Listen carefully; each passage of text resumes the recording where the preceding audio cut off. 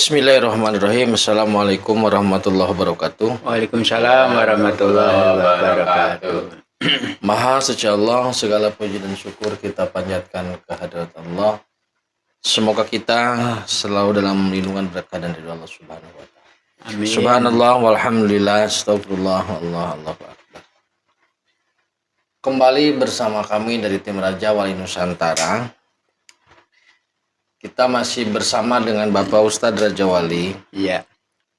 Kontrak 5 tahun. Kita sedang membahas sholat. Jadi yang kita bahas adalah yang pertama bagaimana supaya sholat itu khusyuk. Identifikasi khusyuk sudah, kemudian sholat raga sudah, sholat rasa sudah. Dan sekarang kita akan masuk membahas sholat sukma. Iya. Jadi dalam setiap momentum hidup kita antara raga rasa sukma harus selalu seiring, Pak Ustaz. Betul. Supaya bernilai di hadapan Allah Subhanahu wa taala. Iya. Nah, kita akan membahas sholat sukma. Ini sebenarnya definisi sholat sukma ini apa aneh nih, Pak Ustaz, sholat sukma ini. Iya. Monggo, Pak Ustaz. Bismillahirrahmanirrahim. Assalamualaikum warahmatullahi wabarakatuh. Alhamdulillahirrahmanirrahim. Kita bersyukur kepada Allah Subhanahu wa taala. Semoga keberkahan keselamatan buat kita semua. Saudaraku, bahwa sebenarnya istilah sholat sukma itu apa sih? Gitu ya. Yeah. Sukma itu sebenarnya karena roh. Nah, kemudian dalam hadis itu disebutkan gini. Mahwal ihsan, gitu kata Nabi itu kan ditanyain oleh Jibril waktu itu ya. Mahwa ihsan ya Rasul? Al-ihsanu huwa an ta'budallaha kana tarahu fa ilam yakum tarahu fa innahu yaraka. Ihsan itu adalah apabila kamu beribadah kepada Allah seakan-akan kamu melihat Allah. Jika tidak, kamu dilihat oleh Allah. Jadi keberadaan roh ini sebenarnya adalah Ruhul Kudus. Nah, Ruhul Kudus itu dulu ditiupkan saat kita usia 4 bulan. Kandungan. Alastu birabbikum qalu bala syahidna. Posisi Ruhul Kudus ada di hati. Kalau roh hayati itu bersama dengan ovum, sperma dan ovum adanya di jantung. Maka jantung itu proses pertama hidup itu jantung. Jadi segumpal darah kemudian jantung kemudian berbentuk dengan daging ya. Kemudian berbentuk. Nah, ketika berbentuk itulah ditiupkan Rohul Kudus. Nah, jadi saudaraku gini, untuk menembak Rohul Kudus ini kan sangat susah ya. Nah, sangat susah. Maka saya akan tembakkan dengan motor. Nah, manusia itu punya 5 tadi, jasad, rasa, nafsu, akal, roh. Nah, kita punya biologi, psikologi, emosional, intelijensi, spiritual. Nah, motor itu juga punya 5 kan. Pertama punya batangan. Itu jasadnya. Kemudian rasanya itu aksesoris. Ya, aksesoris itu rasa. Kemudian emosional itu adalah gasnya. Nah, kemudian intelektual itu rem dan setirnya. Nah, rem dan setir itu adalah intelektualnya. Maka gas itu dikendalikan oleh rem, ketepatannya oleh setirnya. Itu intelektual. Gas dan rem, setir itu satu paket. Nah, batang dan aksesoris satu paket itu rasa. Itu raga. Nah, sementara rasa itu gas dengan rem dan setir dalam motor ini. Dalam motor. Nah, kemudian roh itu adalah motoriknya. Motornya itu roh. Menggerakkan potensi manusia itu sebenarnya roh. Itu kan. Nah, motor ini dinyalakan dulu, baru bisa bergerak, batangnya bisa bergerak, aksesorisnya berjalan, ya, sennya berjalan, kemudian gas bisa narik, rem dan setir bisa tepat sasaran. Nah, Itu juga manusia ini ketika manusia tidur itu yang keluar Rohul Kudus. Nah, saat Rohul Kudus keluar itu ibaratnya motor off. Karena motornya off, maka semua nggak bisa berjalan kecuali nafas dengan nufus, kecuali jantung. Gitu. Nah, ini jadi motoriknya itulah sebenarnya Rohul Kudus kita. Nah, saudaraku, Rohul Kudus inilah dekat dengan Allah. Itu yang disebut dengan Gabriel, Jibril. Itu juga gelarnya Rohul Kudus. Gitu. Dari makanya ini yang membawa ilham. Nah, ketika sholat roh ini sebenarnya adalah bagaimana sholat kita kok ketemu dengan Allah. Dalam sholat itu dohir anta budallah karena tarohu. Jika kamu ibadah ngelihat Allah itu sebenarnya Rohul Kudus yang bertugas di situ. Dia potensinya dan dia bisa ngelihat Gusti. Oke, coba. Jadi kan di situ ditegaskan bahwasanya beribadahlah kalian atau kamu semua seakan-akan melihat Allah. Jika tidak melihat Allah, maka yakinkan bahwa Allah melihat kita. Berarti di situ ada dua potensi. Ya. Potensi pertama melihat Allah. Berarti menggunakan potensi Rohul Kudus. Potensi kedua tidak karena selain Rohul Kudus itu. Berarti maksudnya begini, Pak Ustaz. Melihat Allah itu tugasnya atau potensinya itu adalah potensi Rohul Kudus. Ketika katakanlah dalam sholat, ketika dalam sholat, berarti di situ tugas Rohul Kudus sebenarnya apa? Tugas Rohul Kudus itu adalah mengarahkan seluruh potensi raga rasa sukma untuk satu dalam ibadah. Jadi dia menyewankan raga, menyewankan rasa, menyewankan nafsu dan akal untuk bersama. Dawing Gusti kayak apa itu disewankan karena dia sebagai pemimpin. Ibaratnya presiden itu dia, maka ketika tidur presiden pergi nggak bisa berbuat apa-apa. Nah, ketika dia pulang baru disambut dengan baik, maka Rohul Kudus pulang itulah bangun. Nah itu. Nah, berarti Rohul Kudus ini seharusnya seharusnya bisa menjadi semacam pengendali. Iya, pengendali utama atau motor dari unsur yang lain. Betul. Nah, kemudian gini, Ustaz. Rohul Kudus ketika sholat ada potensi liko atau bertemu atau melihat. Iya, betul. Pertanyaan sederhana.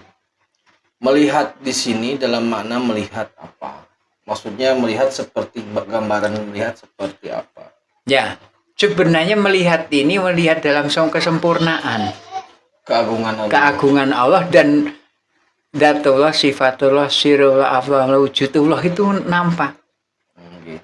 Dengan sangat jelas raga, rasa, sukma, suara, rupa, rasa. Rasa, rupa, suara. Jadi sudah tidak bisa dinafikan, tidak bisa dimanipulasi oleh data apapun. Kayak Kang Eka ini, suaranya, raganya, rupanya dan rasanya itu sudah satu. Ya, ketika ketemu dengan sempurna itulah sebenarnya adalah liko. Nah, itu. Untuk memperjelas Ustaz, ini sederhana saja. Artinya tidak harus menunggu mati orang untuk bertemu dengan Allah. Betul. Kenapa kita harus mati? Kalau hidup bisa, karena kalau mati otomatis sudah ngelihat semua ya. Tapi kalau hidup ini bisa melihat kok ketemu dengan sempurna, itu prestasinya luar biasa. Luar biasanya apa? Rintangan yang gitu panjang, yang banyak, yang meliku-liku ternyata bisa dilewati dengan baik. Itulah Mi'raj. Nah, jadi kalau Nabi Mi'raj Sidratil Muntaha, Mustawa naik Mustawa, itu prestasi yang sangat besar. Nah, begini Ustaz. Pertemuan atau mampu bertemu dengan Gusti dalam kesempurnaan. Potensi ada, tapi kan tidak semua bisa. Iya. Potensi ada, tidak semua bisa. Yang pasti potensi yang bisa liko, bisa bertemu atau bisa bertemu dengan Gusti itu adalah roh. Tetapi kenapa ada roh yang nggak bisa? Nah, itu alternatif kedua. Fa'ilam yakum yarohu fa'inahu yaroka. Itu alternatif kedua. Kalau kamu nggak bisa melihat Allah, ya kamu dilihat oleh Allah. Nah, maksudnya gini, Pak Ustaz. Ketika tidak bisa melihat, permasalahannya apa? Ketika menjelaskan ada potensi bisa, tapi tidak bisa. Nah, masalahnya apa? Kenapa? Gitu? Sekarang kan gini, bedanya apa orang ngerti dengan nggak ngerti ilmu? Bedanya apa orang ahli dengan nggak ahli? Teknik dan latihan. Jadi kalau seseorang potensinya sama, lahir nggak punya apa-apa, nggak apa. Kenapa ada ahli tinju? Kenapa ada di pengobatan? Kenapa ada di konstruksi? Kenapa ada? Inilah ahli-ahli ini harus dibikin dari awal. Kalau kita ingin ketemu dengan Gusti, ya kita harus berjuang bersikuku untuk menggali potensi supaya sampai ke sana. Nah, sekarang nih, ketika bayi lahir sama nggak presiden dengan non presiden? Sama kan? Yang insinyur dengan tukang cukur sama. Nah, kenapa potensi akan berbeda? Perilaku dirinya dalam menggali potensi berbeda. Nah, kemudian wajahatun bin nafsi, jihad melawan nafsu, jihad mengendalikan itu berbeda. Artinya sebenarnya gini lah saudaraku ya. Ruhul Kudus itu kan suci. Betul. Tapi dia bertanggung jawab terhadap kita semuanya. Nah, maka ketika kita ingin Ruhul Kudus itu merdeka untuk menghadap yang Maha Suci, maka dia juga harus menyelesaikan tanggung jawabnya terhadap perilaku kita. Dan di situ rintangan-rintangan yang amarah lawama sufia itu yang selalu menghadang supaya nggak tembus mutmainah, ya itu kan prestasi buat menghalang. Tapi ketika kita ini bisa halangan itu kita jadi tantangan, kita bisa nembus dengan kekuatan yang kita miliki, itulah jadi winner, pemenang. Jadi orang-orang yang sedikit itu sebenarnya adalah orang pemenang. Jadi potensinya sama. Jadi nggak ada Gus ini itu memberikan kamu harus bisa ini, kamu harus enggak. Tapi Anda apa yang Anda bisa dari potensi yang sama itu. Nah jadi ruh selama ini kan begini Pak Ustadz ya. Selama ini yang saya pahami atau mungkin banyak orang memahami ruh itu urusannya hidup dan mati. Orang hidup ya ada ruhnya, mati nggak ada ruhnya. Padahal sebenarnya antara hidup dan mati urusannya bukan dengan Ruhul Kudus, tapi dengan Ruhul Hayati. Ruhul Kudus sekali lagi mengendalikan, bertanggung jawab terhadap potensi kita. Nah, ketika orang berusaha untuk menggali potensi Ruhul Kudus agar bisa liko. Berarti ini kan ada seperti frekuensi HT ya. Betul. Jadi HT itu harus sama ya. Harus sama. Jadi itu memang sudah dispesialiskan. Gusti, kata hamba-hamba yang penghambat, yang kiri itu, saya tidak rela kalau seseorang dengan mudah menjangkau engkau. Karena semua harus melewati aku sebagai rintangan. Bagaimana? Silakan. Karena itulah kehidupan. Makanya main bola kalau nggak ada lawan yang sebanding, nggak aji, nggak ada nilainya. Ronaldo ngelawan anak SMP, nggak ada nilai. Apalagi nggak ada lawan.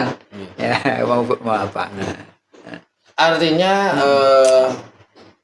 dari dialog ini kita bisa menyimpulkan bahwasanya liko atau bertemu dengan Allah dalam kesempurnaan dan keagungan Allah sangat mungkin di saat kita masih hidup. Betul. Tidak harus menunggu mati.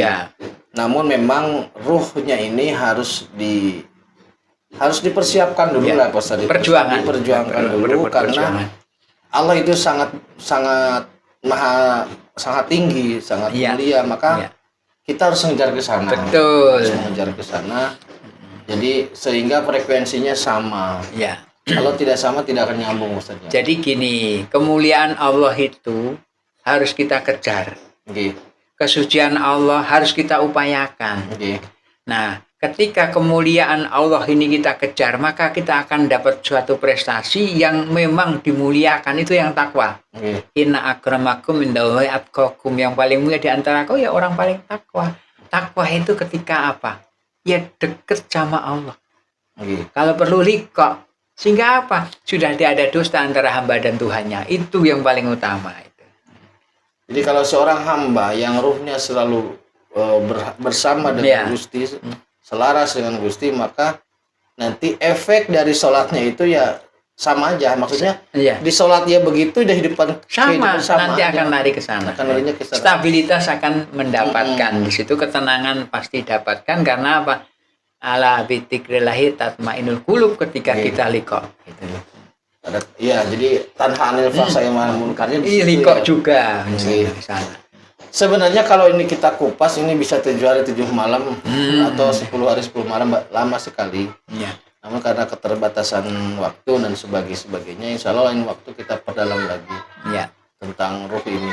Sangat menarik gitu ya, karena ya sangat menarik lah intinya itu. Terima kasih Pak Ustadz, kita insya Allah bertemu di lain kesempatan.